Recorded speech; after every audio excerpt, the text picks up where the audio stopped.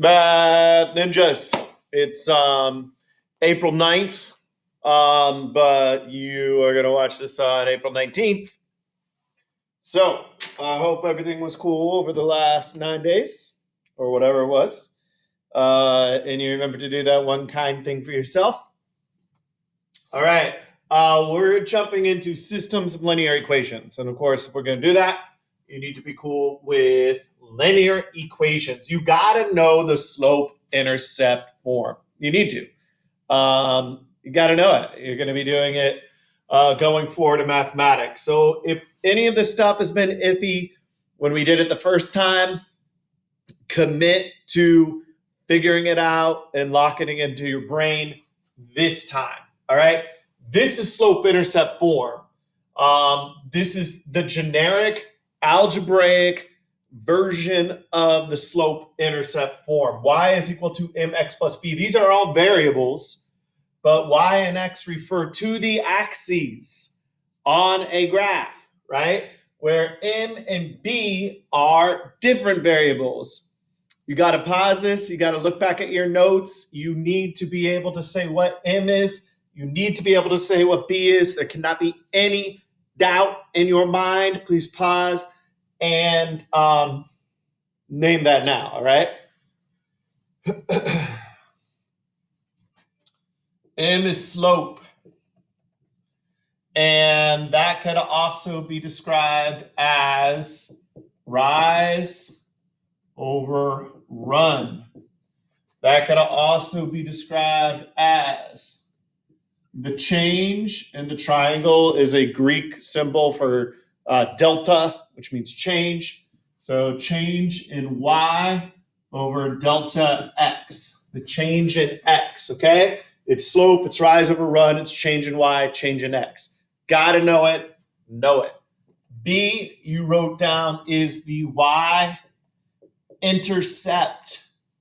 as in where the line crosses the y-axis. That is B. So hence the name slope-intercept form is not tricky at all. It's like saying the blue bird. The bird is blue. It's a bird and it's blue. It's the slope-intercept form. It's that straightforward. You got to know it. All right. Now, we're talking about systems of linear equations. Nothing too crazy. It's just like you're going to graph two lines on one coordinate plane. Okay? So at this point, you're getting to that automaticity of being able to look like, oh, okay, you see it. It's in slope-intercept form. I know what to do this. You start by graphing the y-intercept, the -2. So, I'm even going to call this linear equation M and this one N. So it could be helpful to name, okay, I got two linear equations, and system of linear equations, I defined it here just like it's two or more linear equations that you're working with. They're the same, referring to the same graph, right? Okay, so I'm going to start by graphing M. I start by placing the point, the y-intercept. This crosses the y-axis at a -2. If x was 0, y would be equal to a -2. The coordinate is 0, -2. Okay. Now the slope, the rise over run. This line grows by 2 and over 3. Up by 2 over 3. The change in y, the change in x. 2/3. Rise 2, run 3. So I go up 1, 2, over 3, 1, 2, 3. You can continue that as many times as you want. Up 2, over 3. I like to do at least 3 dots.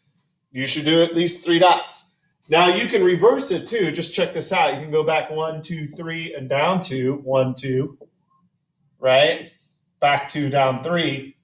I usually go forward up 2, over 3, right? But you can see they form the straight line. Here it is.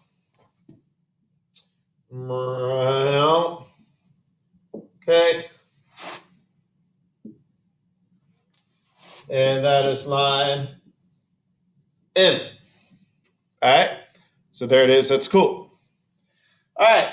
Now we graph our other line, okay? If x is 0, y is equal to 3. The y-intercept is 3. That's where you start.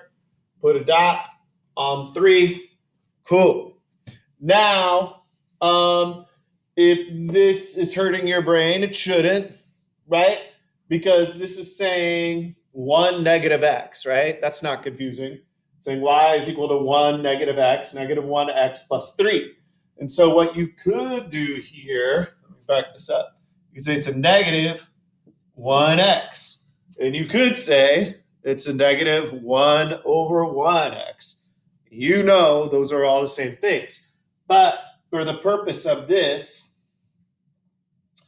rise over run, thinking rise over run, that could be helpful. All right? That's helpful. Cool.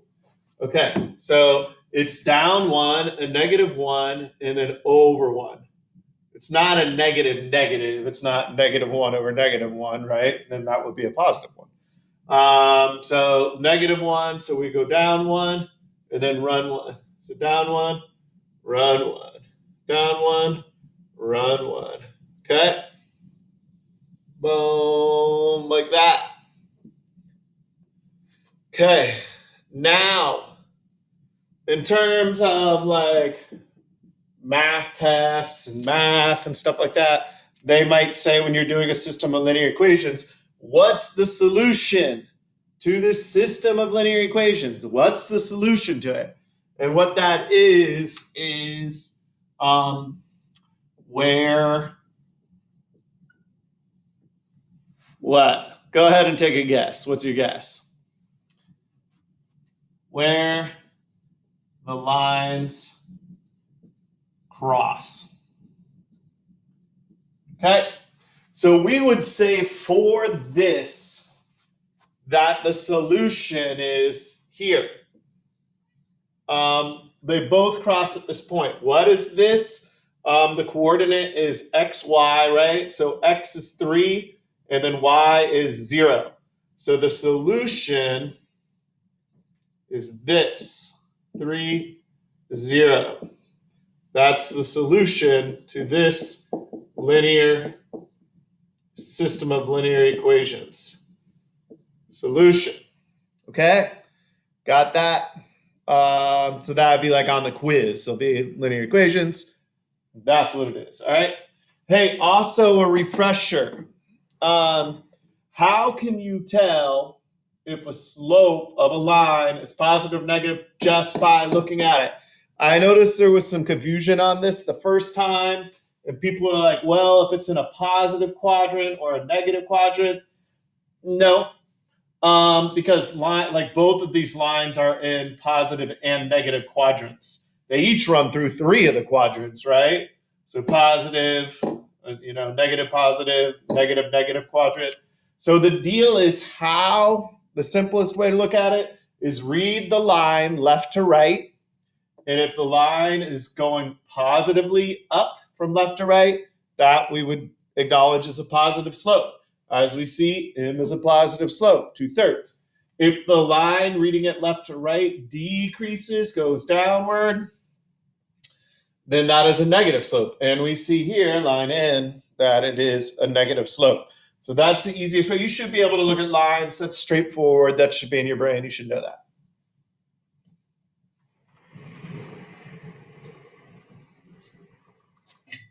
Practice problems. Okay. So at this point, you want graph paper. The first time we did this, it was just like you could sketch it. At this point, you want it. We're going to be doing sort of a project type thing with linear equation systems too. So you want graph paper. So I'll put a link in the Google Classroom so you could print it if you got a printer. You can pick up from school. Like, let me know if you want to do that, and I'll arrange to have some graph paper at the office or whatever. So just email me or let me know. And you can pick some up, or you can buy some, right? If you go buy like Office Max or whatever, or you order from Amazon or wherever you order from, you could have some graph paper sent to your house. All right. So let me know. Lots of different ways to get it. Come get it from school. All right. Your practice problems are 1 and 2 are the systems of linear equations, right? So you're going to graph them and you're going to find the solution. All right. I'm not going to write that up here. Graph the lines. boom, boom, and then find the solution to them. Okay.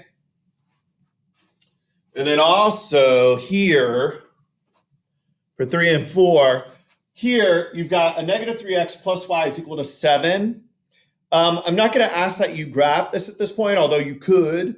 You could make a table of them. If x is whatever, y is this, equal to 7. You could do that. You can graph that in different ways. All I want you to do is change it to slope-intercept form.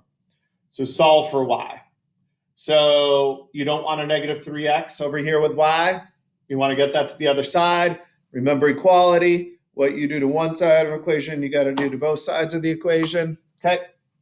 Same thing here. X is equal to 8y is equal to x plus 8y is equal to 5. You want to know what one single positive y is equal to, not 8y's plus x. So undo it with your inverse operations to find one single positive y. All right, let's get back on it. I know we had a bunch of days off. I know it's later in April and we're cruising towards the end of the year. But best work now, right? Best work of the semester. It's if you stay up on it day to day, it's not going to be crazy and overwhelming. So take time to do these practice problems. Set aside time every day to do some math, and stay on top of the wave. And let's keep on going.